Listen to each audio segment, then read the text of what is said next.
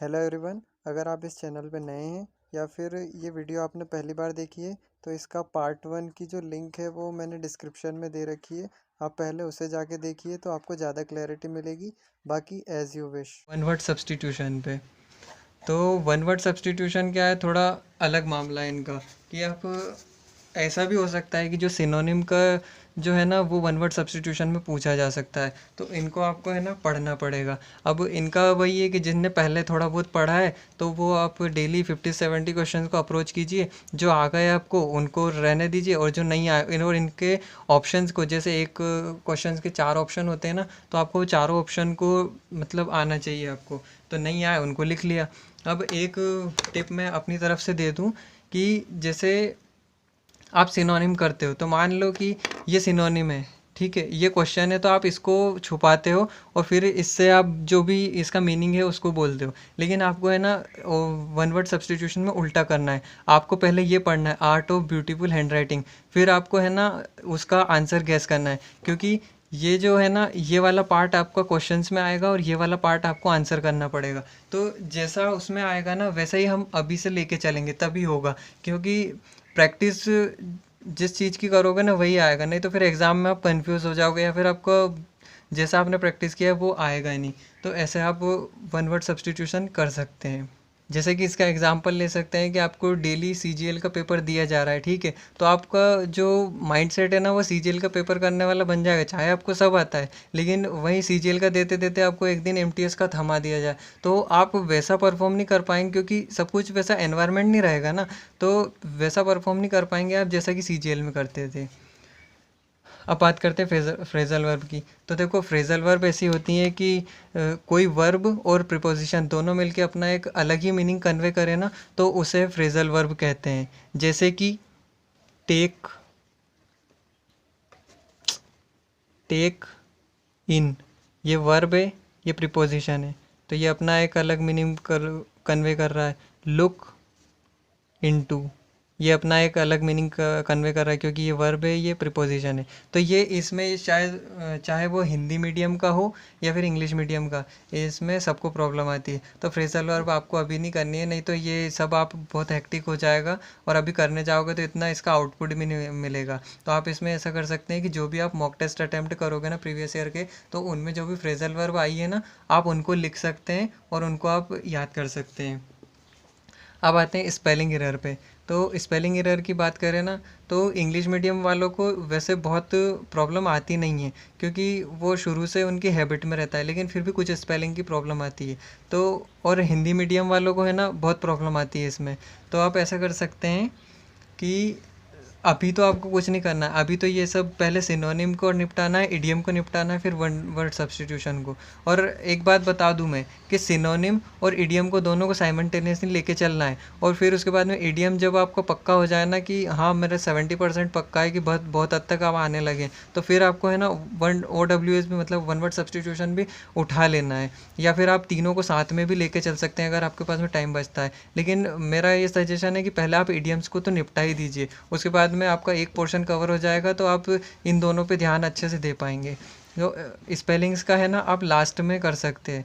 उसके बाद में ब्लैंक्स की बात की जाए तो ब्लैंक्स में बेशक वोकेब आती हैं, लेकिन आपको है ना ब्लैंक्स के लिए भी, जैसे आप मॉक टेस्ट अटेम्प्ट करेंगे या फिर है ना आप ऐसे नहीं कर पाएंगे, क्योंकि ब्लैंक्स में भी एक, वही मैं बोलूँगा ना कि जब तक आप प्रैक्टिस नहीं करोगे ना, चाहे इसमें वोकेब भी आती है, सेम वोकेब, चाहे जब तक आप प्रैक्टिस नहीं करोगे ना, सेंटेंस का स्ट्रक्चर कैसा आ रहा है, सेंटेंस का कहने का मतलब क्या पड़ रहा है, उस हिसाब से आपको ब्लैंक्स में जो है वो अपना एक वर्ड भरना पड़ता है। तो आप जैसे जैसे आप प्रैक्टिस करते जाएंगे ना ब्लैंक्स की, तो आपका ब्लैंक्स का वाला भी पोर्शन जो है वो इम्प्रूव होता जाएगा। अब आता हूँ मैं अपने एक ये मोस्ट रिपीटेड वाला क्वेश्चन। मतलब कि ये बहुत सारे बोलते हैं कि सिर्फ मोस्ट रिपीटेड कर लेंगे तो हो जाएगा क्या। अरे आप इन सबको कर लोगे ना, प्रीवियस ईयर, इनको, इडियम्स को और ये सिनोनिम, तो आपको मोस्ट रिपीटेड के पीछे पढ़ने की ज़रूरत ही नहीं पड़ेगी, अपने आप कवर हो जाएगा। अब आप मोस्ट रिपीटेड सिर्फ उनके लिए होते हैं जिन्होंने कुछ नहीं किया, जो बस मतलब एक तुक्का मारने के लिए कि चलो हो जाए तो हो जाए। लेकिन अगर आपको फाइनल सिलेक्शन चाहिए ना, तो आपको मोस्ट रिपीटेड करने की ज़रूरत नहीं है। आप इनको करोगे ना तो अपना मोस्ट रिपीटेड अपने आप हो जाएगा कवर। उसके बाद में मैंने ये एंटोनिम पे क्यों कट मारा है, तो ये मैं बताता हूँ कि जैसे आप सिनोनिम करोगे ना तो उससे आपका जो है एंटोनिम अपने आप कवर हो जाएगा। अब अगर आपने सिनोनिम और एंटोनिम दोनों को लेके चले या फिर बाद में भी किया, तो आप एग्ज़ाम में ना वैसे ही तो प्रेशर होता है, तो आप एग्ज़ाम में ना सिली मिस्टेक कर दोगे कि सिनोनिम पूछा है तो एंटोनिम लगा दोगे, एंटोनिम पूछा है तो सिनोनिम।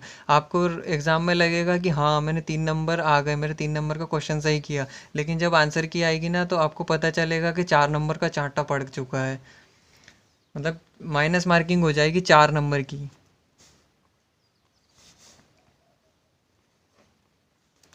इसलिए एंटोनिम को अभी मत करना, मतलब पहले बाद में भी मत करना, क्योंकि जैसे आप मॉक टेस्ट अटेम्प्ट करोगे ना तो अपने आप आपका जो एंटोनिम करने की जो हैबिट है ना वो अपने आप बन जाएगी।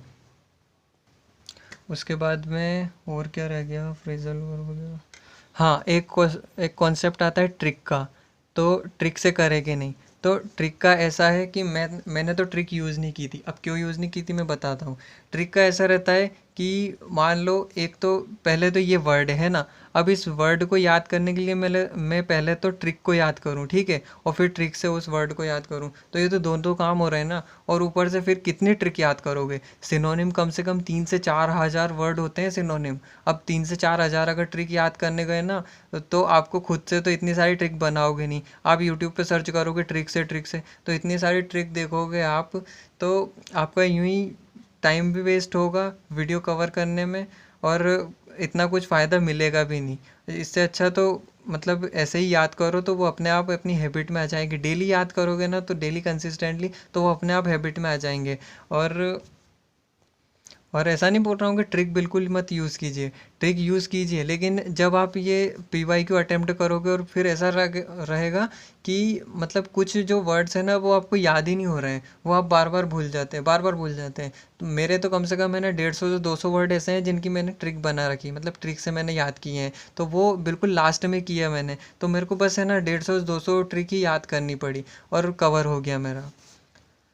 तो देखो, वीडियो बड़ी थी इसलिए मैंने इसके 2 पार्ट बनाए, क्योंकि यार देखो मैं कंप्लीट सॉल्यूशन देने की बात करता हूँ। मेरा ऐसा नहीं रहता कि मैं बस वीडियो की क्वालिटी में मतलब जो कंटेंट की कमी आ जाए, इसलिए जो भी था मैंने यूज़ किया वो मैंने आपको बताया। अगर आप इसको फॉलो करोगे ना तो 100% आपको फ़र्क दिखेगा, 100% आपका कवर होगा। तो आज के लिए इतना ही। अगर आपको वीडियो अच्छी लगी हो, वाकई आपको लगा हो कि हाँ वीडियो में दम है, तो लाइक कीजिएगा, और अगर कोई और क्वेरी हो तो कमेंट कीजिएगा। बाकी वीडियो कैसी लगी और मतलब कैसा लगा आपको, जो भी है आपका शेयर कीजिएगा। अच्छा लगा हो तो अच्छा बताइएगा, और ख़राब लगा हो तो ख़राब भी बताइएगा।